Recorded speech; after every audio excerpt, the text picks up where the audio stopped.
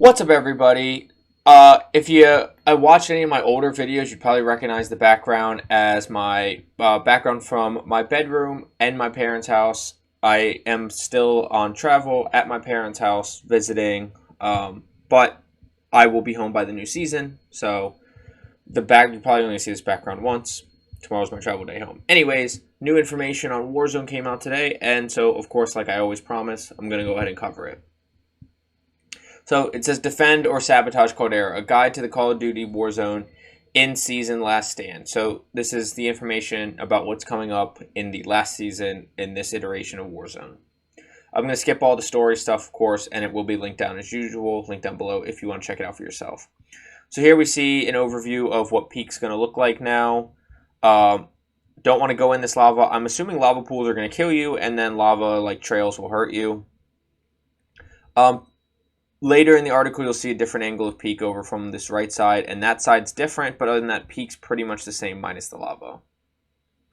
It says, beginning with Season 5, operators will notice Caldera's biggest new feature the moment they take off for deployment. The island's peak has been transformed by increasing volcanic activity. Lava flows down its slopes, hardening into molten rock, altering the mountain's geography in several locations from the top to its base. I personally wish there was an in-game event at the end of this current season, beginning of next season, and Peak just erupted, blew up Peak, destroyed some nearby POIs. It'd be more interesting than this, but this is still something. Beware hot lava. Excuse me. Watch your step when battling in and around Peak, and stick your feet in the lava, and you'll start taking heavy damage. Get out at all costs. Once again, I don't know if you're gonna be able to get out of the pool. It looks like there's a real ledge around this pool, so maybe that's so you can mantle out of it. Maybe that's so it's like, hey, if you go in there, you die. Redeploy, take a ride. Take advantage of one of the many redeploy balloons set up around Caldera's peak to reposition in a pinch, or get away completely by taking control of one of the many vehicles found near the top. Gondola still operable. A little magma won't shut down this famed attraction. Take an easy ride to the top of Peak as the rest of the operators blast away at each other while playing hopscotch over lava flows. And they mention, take balloons, take vehicles, but it doesn't look like there's any additional balloons or vehicles that you can at least see in this picture. So I'm not really sure why they made note of that, because it's kind of like a duh, you can get away with cars and balloons thing. Save or sabotage Caldera on Operation Last Call. It's not just the seismic activity threatening Caldera, but also the threat of willful detonation. Although Caldera is in no danger of being destroyed, the safety of the island rests in your hands in a search and destroy inspired limited time mode, available only on Caldera during Operation Last Call. Feels like a really long sentence there. Utilizing the Resurgence rule set and supporting 80 players divided into 20 teams of 4, Last Call tasks squads with being heroes or villains by choosing either to defuse or detonate various bombs throughout the island. Planting bombs. Villains looking to wreak havoc on the island must hunt down the bombs and deliver them to designated bomb sites. In order to prime them and begin the 60-second countdown, if the timer reaches 0 before another player defuses the bomb, expect explosions in the vicinity. Defusing bombs. Foil the enemy's plans by defusing their bombs before the countdown runs out. Discover defuse kits as ground loop by completing contracts, or acquire them at certain buy stations to cut down the time required to defuse a bomb. As bombs detonated or defused, more will appear on the island. The first squad to either plant or defuse 10 bombs wins the match. Lava Rock public event. And it wouldn't be a Call of Duty article without a typo or some misspacing. Throughout Operation Last Call, the Lava Rock public event threatens operators with fire and smoke. Watch out as superheated rock is hurled from the peak to locations all over the island, blasting into earth and releasing toxic fumes. Volcano activity. The volcano meter displayed during Operation Last Call indicates the intensity of the current volcanic activity.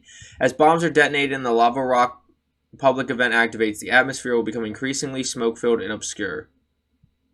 And then here is a look at a new interior area. I'm assuming it's off that side of Peak that I said we'll get another view at later in this article. I'm assuming it's on that side, but this could be anywhere in Peak or just a different spot on the map. But with it having flowing lava in it, I'm going to assume it's Peak. Earn points for your faction in the Heroes vs. Villains community event. Help your side in one of two ways, either by collecting hero or villain tokens. You can't choose both. By eliminating opponents and scavenging supply boxes, or defusing or detonating bombs in Operation Last Call. The winning team's blueprint will be awarded to everyone, while players in the winning faction will also receive Battle Pass tier skips for their victory. So I'm hoping those are going to carry over, but we'll see. The entire playing community will earn additional rewards along the way for contributing faction points such as Hero/Villain Insignia Emblem, the Chop Chop Gesture, the Hero/Villain's Mark Charm, and the Conflict Spike Melee Weapon Blueprint. Faction Bundle. Picking up a hero or villain token activates a discount on the faction bundle at every buy station. Get your goods cheap and then find another token for a new discount. Here we're looking at one of the new operators you're probably going to be able to buy or be in the Battle Pass. And this looks like one of the new ARs probably that's going to come out. And it looks quite World War II. Definitely looks like World War II Vanguard. Last Stand brings new ways to earn loot and conduct battle. The villainous Doomsday Station to maddening range serum. Doomsday Station, found within the standard Battle Royale mode, the Doomsday Station offers operators the chance to earn powerful loot if they can survive the aftermath.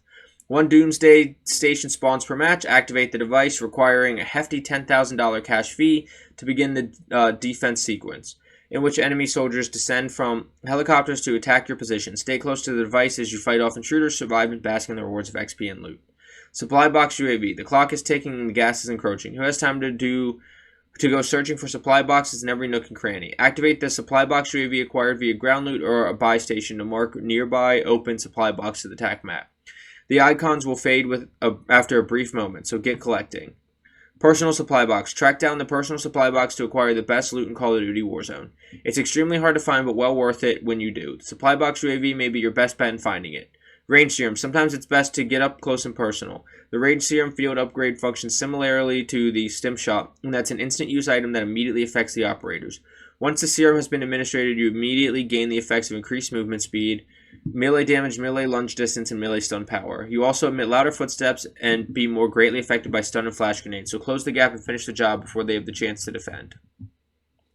New Gulag. So this Gulag is supposed to be based off of the Showers Gulag that everyone loves. And here you can see where these pipes are. That'd be like those shower stalls that were in the back angled. This middle one would be like that middle shower stall, depending on the map, how that was shaped. These boxes and barrels and stuff here are where those like sinks were that had the like fence barrier up here or railing barrier up here that people would try to jump up and look through. And so it's like a remapped version of Shower Gulags. It says, get sent to the Gulag and you'll have to battle your way out for the new Gulag to earn your deployment back into the match. A love letter to the original, the new Gulag will be immediately familiar to veteran Call of Duty Warzone players who have been competing from the beginning. Spectators watch from the balcony as two contenders go out of below, weaving in and around the equipment and central cargo elevator. Speaking of spectators, hopefully you don't hear spectator footsteps. You have in like every other Gulag, and then they fix it, and then they bring in a new Gulag, and you start hearing spectator footsteps again. The two sides are nearly symmetrical, and you may enjoy a memory or two if you're a veteran Call of Duty Warzone player, so it's all about player skill in determining who will deploy back in the match and who will be relegated to the dustbin of history. I mean, that's not always true. Every Gulag's been a little campy, so I'm sure this one will be, but the shower ones have always been a little least campy, but campiness doesn't determine skill. New skies in Caldera and Rebirth Island. Caldera's peak may be rumbling, but the storm is cleared and the sun is shining through the clouds. On Rebirth Island, a lush sunset drapes the map in vibrant colors. Weather changes on both maps add new lighting to the topography and surrounding structures.